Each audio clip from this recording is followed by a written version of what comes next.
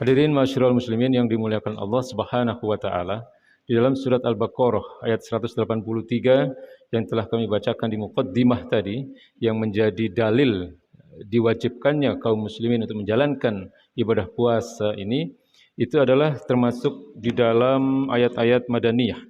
Ayat-ayat yang turun setelah baginda Nabi besar Muhammad SAW hijrah ke Madinah. Ayat-ayat yang turun di Madinah pada umumnya adalah ayat-ayat yang terkait dengan syariat, ayat-ayat yang terkait dengan hukum, ayat-ayat yang terkait dengan aturan, ayat-ayat yang terkait dengan perintah maupun larangan. Ya, baik perintah ataupun larangan yang sifatnya individual, termasuk juga perintah ataupun larangan yang terkait dengan persoalan-persoalan muamalah, ya, persoalan-persoalan hubungan antar manusia. Soalan yang terkait dengan persoalan individual, misalnya ya 183 tadi, ya, Al-Baqarah 183 tadi, yang terkait dengan ibadah puasa. Atau di dalam ayat lain ketika Allah Subhanahu wa taala berfirman, ya ayyuhalladzina amanuku anfusakum wa ahlikum naro. Wahai orang-orang beriman, peliharalah dirimu, jagalah dirimu dan keluargamu dari siksa api neraka. Atau yang terkait dengan larangan, misalnya Allah Subhanahu wa taala berfirman, ya ayyuhalladzina amanu ijtanibu katsiran minadh-dhon. Wahai orang-orang yang beriman, jauhilah kebanyakan dari berprasangka buruk. Ya. Ini adalah ayat-ayat yang terkait dengan perintah ataupun larangan yang sifatnya adalah individual. Ya. Lalu kalau kita melihat di dalam akhir ayat Al-Baqarah 183 tadi, ada frase yang mungkin sangat familiar ya, di telinga kita dengan bahasa la'allakum tattaqun, agar kalian menjadi orang-orang yang bertakwa. Ya. Takwa adalah imtitsalu awamirillahi wa jatinabun nawahihi. Takwa adalah menjalankan segala perintah Allah dan menjauhi segala larangannya. Atau di dalam bahasa yang lain ulama mengatakan takwa adalah fi'lul wajibat wa tarkul muharramat. Ya, takwa itu adalah menjalankan segala kewajiban dan meninggalkan seluruh yang diharamkan oleh Allah Subhanahu wa taala. Jadi kalau kita lihat dari definisi ini, maka bisa kita pahami bahwa puasa itu tidak mungkin bisa menjadikan seseorang itu menjadi orang yang bertakwa dalam pengertian yang hakiki, dalam pengertian yang sesungguhnya. Karena puasa hanyalah salah satu bentuk ibadah. Puasa hanyalah salah satu jenis ibadah.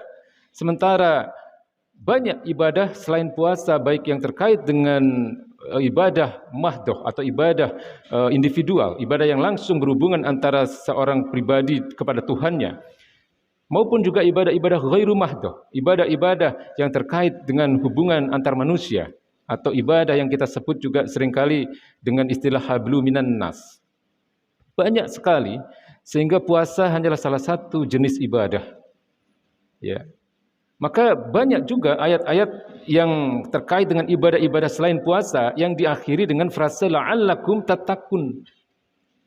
Sehingga di dalam surat Al-Baqarah ayat 21 kemudian Allah Subhanahu wa taala berfirman, ya ayyuhan nas u'budu rabbakumul ladzi khalaqakum walladzina min qablikum la'allakum tattaqun. Wahai manusia, sembahlah Allah, beribadahlah hanya kepada Allah. Dialah zat yang menciptakan kalian dan yang menciptakan orang-orang sebelum kalian. La'allakum tattaqun, agar kalian menjadi orang-orang yang bertakwa. Jadi takwa itu adalah ketundukan yang total kepada Allah Subhanahu wa taala. Takwa itu adalah menjalankan segala yang diwajibkan oleh Allah Subhanahu wa taala dan meninggalkan seluruh apa yang menjadi larangan-larangan dari Allah Subhanahu wa taala. Jadi tidak mudah sebenarnya untuk mencapai nilai takwa ini. Kemudian yang kedua, saya ingin mengatakan bahwa hari ini kita hidup di zaman di mana Islam itu tidak mengatur kita.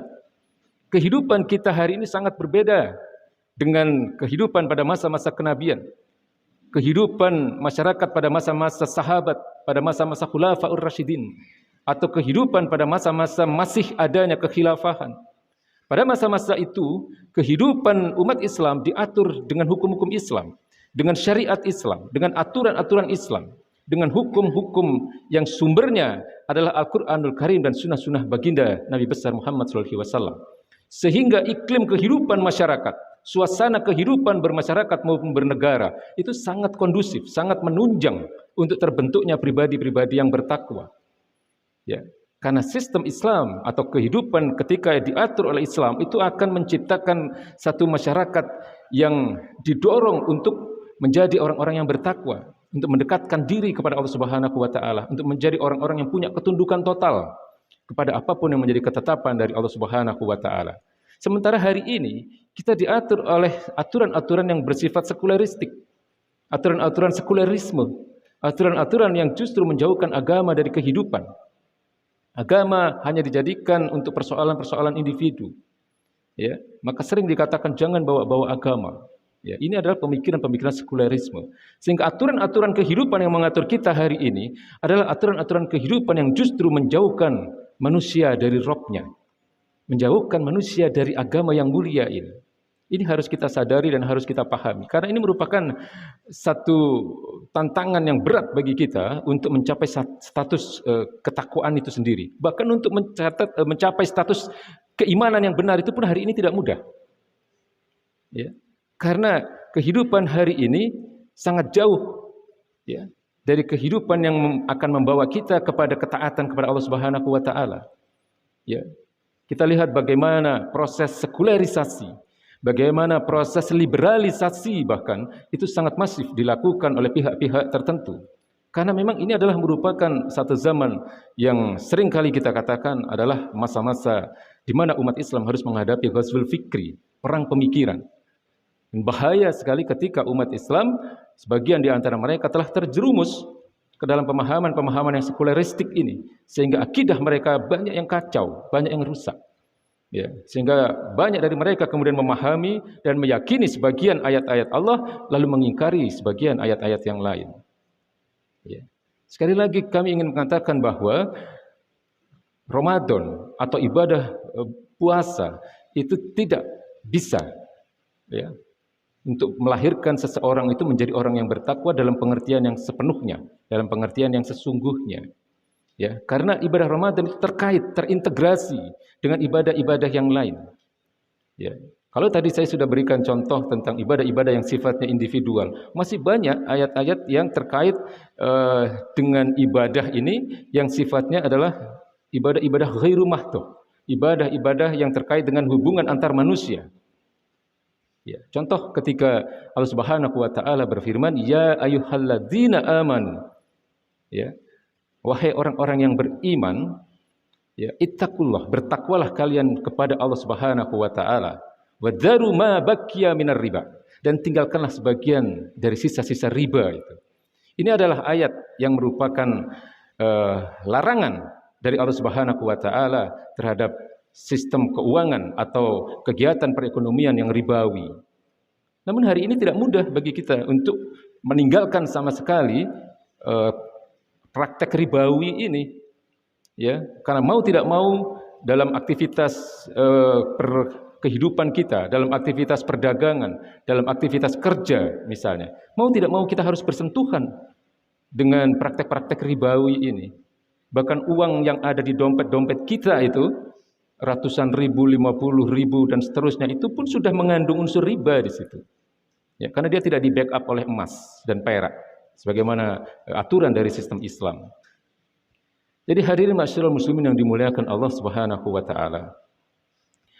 Hari ini adalah satu zaman di mana kita tidak diatur oleh Islam, sehingga iklim kehidupan atau tatanan kehidupan yang mengatur kita hari ini adalah tatanan kehidupan yang justru menjauhkan kita dari agama ini. Justru menjauhkan Rabb kita ya dari manusianya, ya, menjauhkan manusia dari penciptanya.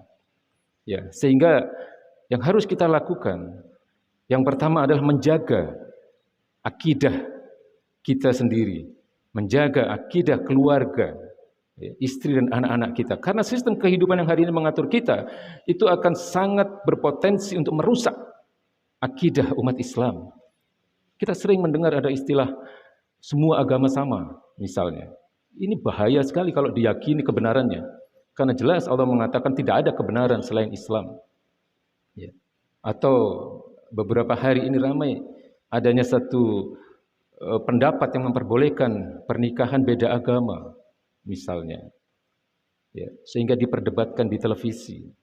Nah, orang-orang yang awam, orang-orang yang jarang ngaji, yang tidak mempelajari Islam ini dengan sungguh-sungguh akan sangat mungkin sekali untuk terprovokasi atau terpengaruh, sehingga akidah mereka bukan lagi akidah Islam yang benar. Ya. Jadi saya ingin mengatakan bahwa dalam kondisi seperti ini, satu hal yang harus kita lakukan atau satu hal yang harus menjadi komitmen kita adalah menjaga akidah kita dan menjaga akidah orang-orang yang kita cintai agar mereka tidak terperosok, tidak terjerumus di dalam akidah yang tidak benar. Karena akidah inilah nanti yang akan menjadi bekal kita untuk menghadap Allah Subhanahu wa taala. Ya. Untuk memasuki jannah Allah Subhanahu wa taala itu orang membutuhkan iman yang benar. Maka dikatakan oleh Allah Subhanahu wa taala, "Innal ladzina amanu wa amilus sholihat ulaika hum khairul bariyah. Jazaohum inda rabbihim jannatu adnin tajri min tahtihal anhar." Ya. Jadi untuk bisa menikmati surganya Allah Subhanahu wa taala itu hanyalah orang-orang yang mempunyai keimanan yang benar dan orang-orang yang beramal soleh. Beramal soleh itu maksudnya adalah segala aktivitasnya, segala perbuatannya didasari oleh ketundukan ya kepada apapun yang telah ditetapkan oleh Allah Subhanahu wa taala. Jangan sekali-kali menolak syariat Islam. Meskipun hari ini kita tidak mampu, kita tidak melaksanakan syariat Islam itu secara sepenuhnya dan sistem kehidupan kita pun tidak diatur oleh syariat Islam. Tapi seseorang yang menolak syariat Islam itu bisa keluar dia dari Islam. Karena syariat Islam itu adalah aturan-aturan kehidupan yang bersumber dari Al-Quranul Karim dan sunnah-sunnah baginda Nabi besar Muhammad SAW.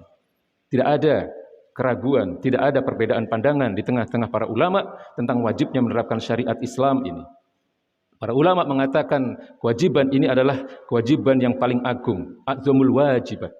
Ulama yang lain mengatakan ini adalah tajul furud, mahkota kewajiban.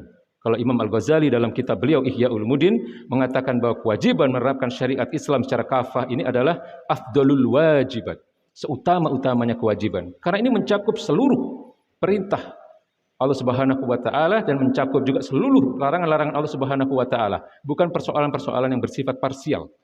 Ya, sehingga keislaman seseorang itu adalah ditentukan dengan keimanan yang benar dan ketundukannya kepada syariat Allah Subhanahu wa taala. Barakallahu li wa lakum fil Qur'an. Hadirin, di dalam khutbah kedua ini saya ingin sedikit menyampaikan tentang apa yang disebut dengan Lailatul Qadar. Ya, selama ini kita mungkin sudah terbiasa untuk memuliakan Lailatul Qadar.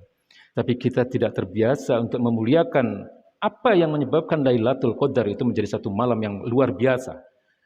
Apa yang menjadikan Lailatul Qadar itu menjadi satu malam yang dahsyat. Allah katakan inna anzalnahu fi lailatul qadar. Sungguh telah kami turunkan Al-Qur'an itu pada Lailatul Qadar, pada malam kemuliaan.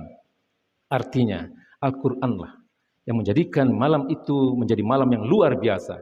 Turunnya Al-Qur'an dari arsy-Nya Allah Subhanahu wa taala ke Baitul Izzah, ke langit dunia. Itulah yang menjadikan malam itu menjadi malam yang luar biasa. Menjadikan malam itu menjadi malam yang dahsyat. Kalau pada malam itu tidak ada peristiwa turunnya Al-Quran, maka malam itu sama saja dengan malam-malam yang lain. Artinya apa? Al-Quran itu jauh lebih dahsyat. Al-Quran jauh lebih luar biasa. Al-Quran jauh lebih mulia daripada Lailatul Qadar itu sendiri. Kalau hari ini kita terbiasa sudah memuliakan Lailatul Qadar, maka yang harus kita sadari adalah jauh lebih besar pahalanya, jauh lebih besar tingkat kewajibannya, adalah ketika kita memuliakan Al-Quran itu sendiri. Memuliakan Al-Quran artinya menjadikan Al-Quran itu sebagai panduan kehidupan. Jadikan Al-Quran itu sebagai imam kita dalam seluruh aktivitas kehidupan, baik dalam aspek kehidupan pribadi maupun dalam aspek kehidupan yang sifatnya muamalah, bermasyarakat, berhukum, berekonomi, bahkan bernegara. Seharusnya semua itu dilandasi oleh Al-Quran. Itulah makna takwa yang sesungguhnya. Baik, marilah kita tundukkan diri kita kepada Allah Subhanahu wa taala. Ya, kita mohon